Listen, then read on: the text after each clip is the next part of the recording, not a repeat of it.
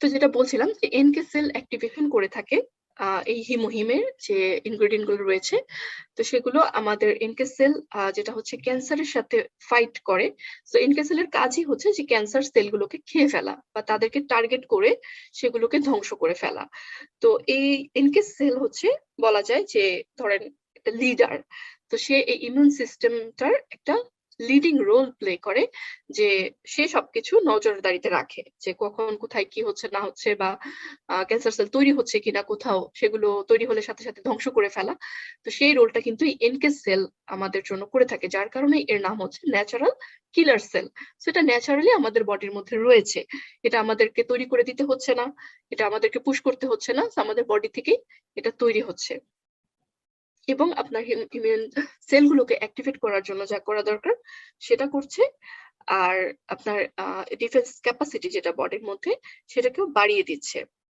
তো অনেক গবেষণায় দেখা গেছে যে বিভিন্ন মাশরুম বা জিনসেং আমরা জানি যে ইমিউন সিস্টেম বুস্ট আপ করে, সেটা থেকেও কিন্তু অনেক বেশি এফেক্টিভ পাওয়া গেছে এই হিমোহিম। তো বিভিন্ন রিসার্চে এটা কিন্তু বেরিয়ে আসছে, তারা কম্পেয়ার করেছে যে ইমিউন সিস্টেম বুস্ট করার জন্য কি কি আছে। জিনসেক আমরা জানি যে ইমিউন বুস্টার, অনেক মাশরুম আছে যেগুলো আমাদের অনেক হেলদি এফেক্ট দেয়। তো সেগুলোর সাথে কিন্তু কম্পেয়ার করে দেখা গেছে যে হিমোহিমটা বেস্ট রেজাল্ট দিচ্ছে। এবার আমি একটি ছবি দেখাবো আপনাদেরকে, যাতে আপনারা খুব সহজে এই ছবিটা দেখে মনে রাখতে পারেন বা বুঝতে পারেন। এখানে দেখেন এনকে সেলের একটা ছবি দেখেছি আমি, এবং হেলদি সেল, টিউমার সেল। আমার বাম পাশে রয়েছে হেলদি সেল, সেখানে কিন্তু সাইটোকাইন বা যে প্রোটিনটা রিলিজ করা দরকার সেলটাকে মারার জন্য, সেটা কিন্তু কাজ করছে না, ক্রস দেওয়া আছে। তার মানে কি, আমি নিজে নিজের সেলকে ধ্বংস করছি না, আমি চিনছি যে আমার সেল কোনটা। সো যখন আমি জানি যে আমার সেল কোনটা, আমি সেটাকে ধ্বংস করছি না। যখন আমি দেখছি যে অন্য একটা কিছু আমার বডিতে এসছে, তখনই কি হয়, এই সাইটোকাইন গুলো রিলিজ করা শুরু হয়, এই প্রোটিন গুলো। কারণ আমি তখন চিনে যাচ্ছি যে এই জিনিসটা তো আমার নিজস্ব না, এটা বাইরে থেকে এসছে।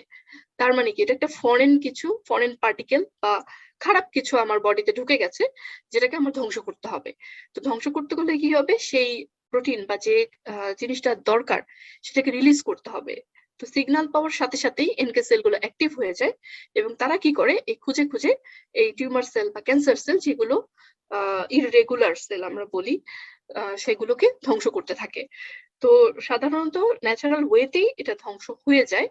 বাট অনেক সময় যেটা হয় যে যখন এটার ক্যাপাসিটির বাইরে চলে যায়, বা টিউমার বা ক্যান্সার যেটা, যে সেলগুলো খুব বেশি মাত্রায় মাল্টিপ্লিকেশন হয়ে যায় বা খুবই ডেঞ্জারাস, যেগুলো তারা ধ্বংস করতে পারে না, তখন কিন্তু বডির মধ্যে সেগুলো গ্রো করতে থাকে, এবং একটা পর্যায়ে গিয়ে আমরা দেখি যে বিভিন্ন জায়গায় টিউমার হচ্ছে বা বিভিন্ন জায়গায় ক্যান্সার হচ্ছে। তো সেটার কারণ একটাই, যে আমার এনকে সেলগুলো সেগুলোকে প্রপারলি কিল করতে পারেনি বা তার সাধ্যের বাইরে চলে গেছে। সো সেই সেনাবাহিনী আমার যে ডিজিজ কজিং যে টিউমারটা বা ক্যান্সারটা আমার শরীরে প্রবেশ করেছে, সেটার এগেনস্টে আর ফাইট করতে পারেনি, একটা পর্যায়ে সে হেরে গেছে। এবং তখনই কিন্তু টিউমার সেলগুলো আমাদের বডির মধ্যে বংশ বিস্তার করে ক্যান্সারে রূপান্তরিত হয়।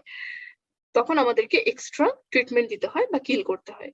বাট সাধারণত ন্যাচারালি যখন ফরেন কোনো কিছু আমাদের বডিতে প্রবেশ করে, তখন এই এনকে সেল বা যে সৈন্য সামন্ত আছে তারা সাথে সাথে চিরে ফেলে এবং সাথে সাথে ধ্বংস করে ফেলে। তো আশা করি এই ছবিটা দেখার পরে আপনাদের মোটামুটি একটু ধারণা ক্লিয়ার হয়ে গেছে যে এনকে সেল কিভাবে কাজ করছে আমাদের বডিতে ইমিউন সিস্টেমটাকে ঠিক রাখার জন্য। এবার আমরা আসি যে লেবেলিং। তো এখানে আমরা দেখতে পাচ্ছি, আমি আগে বলেছি যে 20 ml করে আছে এবং 60টি স্যাশেট এখানে দেওয়া আছে। আর এটার আর&ডি করেছে KAERI, Korea atomic energy research institute.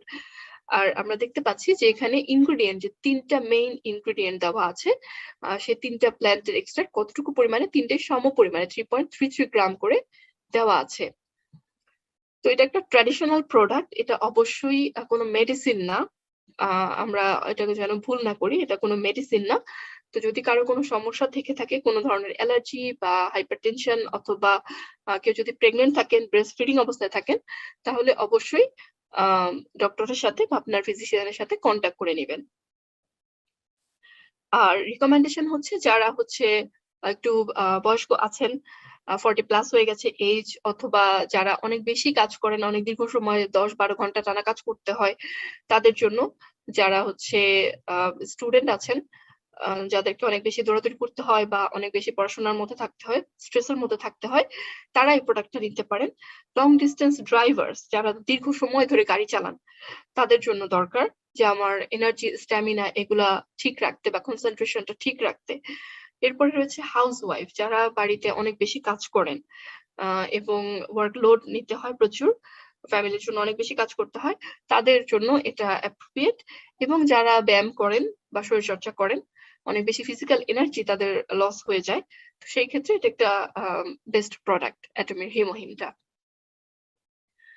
তো আমরা এখানে দেখছি যে এছাড়াও কিন্তু এটার মধ্যে কি কি আছে, এই 3টে এক্সট্রাক্ট তো আছে, এছাড়া কিন্তু ভিটামিন সি অ্যাসকর্বিক অ্যাসিড এখানে দেওয়া হয়েছে, থায়ামিন আছে, রিবোফ্লাভিন আছে, ভিটামিন বি6 আছে।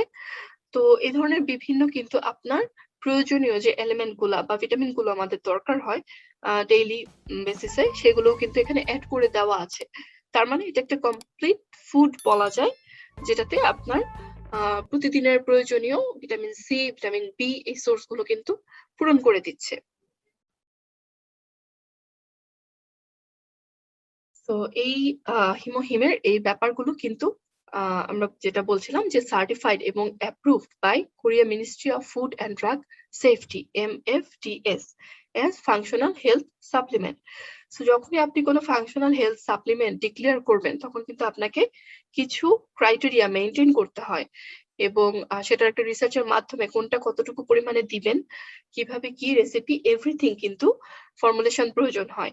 তো সেটা সাবমিট করার পরেই কিন্তু তারা অ্যাপ্রুভাল দেয় যে এটা আপনার হিউম্যানের জন্য খাওয়া যাবে কিনা, বা এটা কনজিউম করার পরে কোনো রকম সাইড এফেক্ট হবে কিনা, কোনো সমস্যা আছে কিনা, এগুলো কিন্তু তারা চেক করে তারপরেই কিন্তু অ্যাপ্রুভালটা দেয়। তো সেখানে আমরা দেখতে পাচ্ছি যে Korea ministry of food and drug safety MFDS কিন্তু এটার অ্যাপ্রুভাল দিয়ে দিয়েছে। এবং এই যে প্যাটার্ন গুলো করা হয়েছে সেগুলো কিন্তু কোরিয়া, ইউএসএ, ইউরোপ এবং জাপান এর সাথে রিলেটেড। সো তারা কিন্তু প্যাটার্নটাও রিলেটেবল করে তৈরি করেছে এবং অ্যাপ্রুভ করেছে।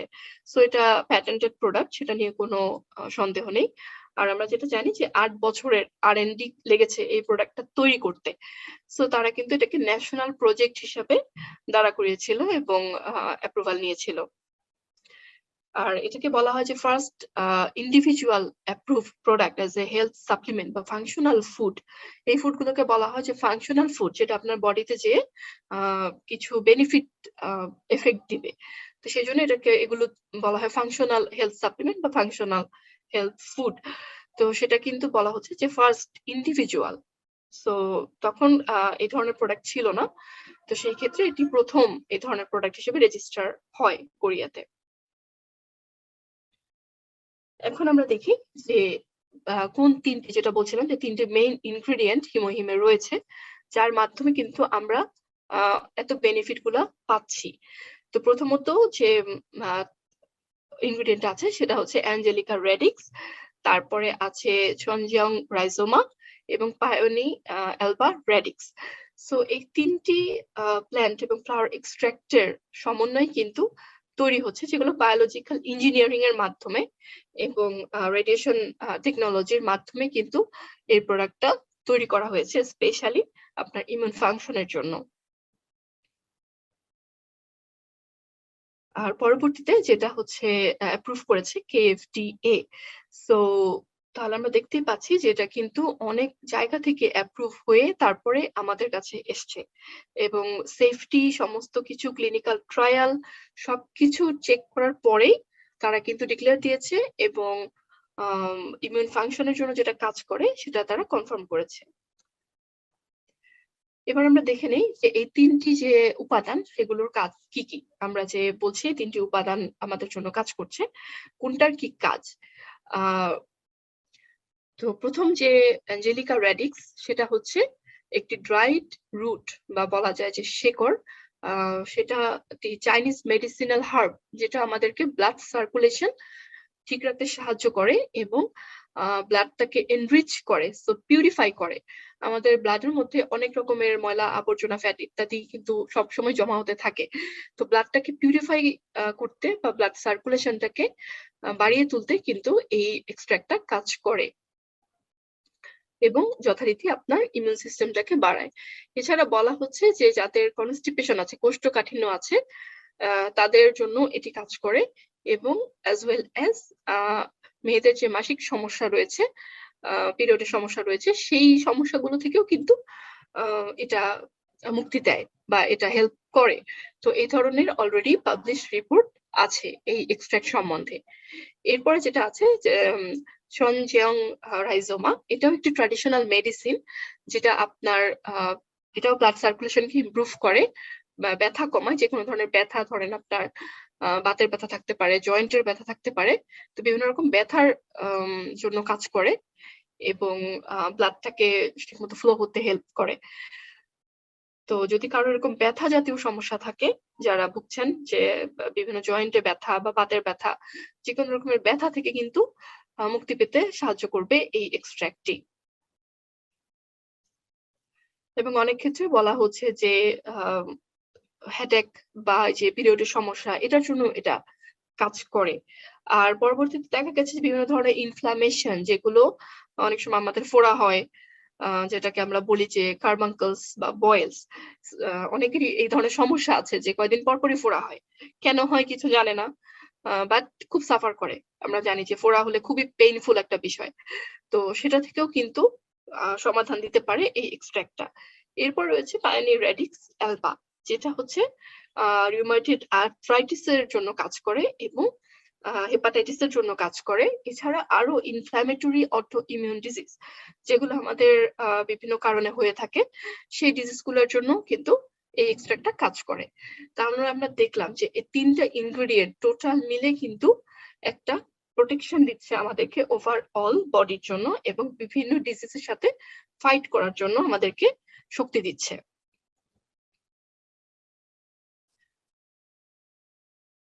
তো হিমোহিম অ্যাটমের এই ডিক্লারেশনটা দিচ্ছে যে এটা কিন্তু অ্যানিমেল এবং হিউম্যান টেস্টেড রেজাল্ট, যেটা আমরা এখানে দেখতে পাচ্ছি, যেটা বৃদ্ধি করে কি কি এনকে সেল ভায়াবিলিটি, তারপরে হচ্ছে আপনার enhance cytokine production, enhance immunity, immunocyte, vitality. So এই চারটা জিনিস কিন্তু ইনক্রিজ করে এবং এটা এনিম্যাল অর হিউম্যানের উপরে টেস্ট করে তারা রেজাল্টটা পেয়েছে, যেটা হচ্ছে পরীক্ষিত এবং প্রমাণিত, যার ফলে কিন্তু তারা এটা ডিক্লেয়ার করতে পেরেছে। সো আমি অলরেডি এক্সপ্লেন করেছি এই বিষয়গুলো, যে এনকে সেলের কাজ এবং cytokine immune system boost up. তো এখানে সেটাই লেখা আছে যে এই জিনিসগুলোকে এনহ্যান্স করে এবং আপনার ইমিউন সিস্টেমটাকে ডেভেলপ করে, আপনার টোটাল বডির ডিফেন্স সিস্টেমটাকে ডেভেলপ করে। তো হিমোহিম কাদের জন্য সুইটেবল আমি অলরেডি বলে দিয়েছি। তারপরেও এখানে ছবির মাধ্যমে দেখানো হয়েছে যে যারা অ্যাথলেটস আছেন, খেলাধুলা করেন, বিভিন্ন গেমস এর সাথে রিলেটেড, অনেক বেশি ফিজিক্যাল এনার্জি চায় তাদের জন্য। যারা হাউসওয়াইফ আছেন, অনেক বেশি কাজ করতে হয় সারাদিন, খুব ক্লান্ত লাগে তাদের জন্য। অফিস ওয়ার্কার, যারা অনেক বেশি কাজ করতে হয়, 10-12 ঘন্টা, অনেকের ওভারটাইম করতে হয়, তাদের জন্য এটা খুবই এফেক্টিভ। এবং স্টুডেন্টস যারা হচ্ছে স্ট্যামিনা পান না বা একটু পড়াশোনা করার পরেই খুব দুর্বল লাগে, মাথা ঘোরায়, বেশিক্ষণ কনসেন্ট্রেশন দিতে পারেন না, তাদের জন্য এই হিমোহিমটা খুব দরকার। এবং এল্ডার যারা আছেন, যাদের হচ্ছে যে একটু বয়স হয়ে গেছে, এনার্জি আগের মতো নেই, কষ্ট হয়ে যায় চলাফেরা করতে বা কাজ বাজ করতে, তো তাদের জন্য এনার্জি রিকভারির জন্য এই হিমোহিমটা কিন্তু খুবই ভালো একটা প্রোডাক্ট।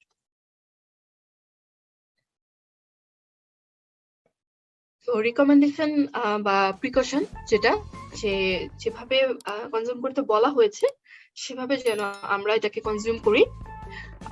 আর হচ্ছে যে 1 ঘন্টার মধ্যে যেন আমরা অন্য কোনো মেডিসিন না খাই, কারণ ন্যাচারাল প্রোডাক্ট আমরা নিচ্ছি, অনেক সময় দেখা যায় যে এর সাথে যদি আমরা অন্য কোনো মেডিসিন খাই অন্য অসুখের জন্য, সেটার হয়তো কার্যকারিতাটা একটু বিঘ্ন ঘটতে পারে বা কোনো একটা রিয়াকশন ঘটতে পারে। তো এই কারণে বলা হয় যে হিমোহিম খাওয়ার পরে অন্তত 1 ঘন্টা পর আপনি আপনার যে অন্য মেডিসিন গুলো আছে সেগুলো নিবেন।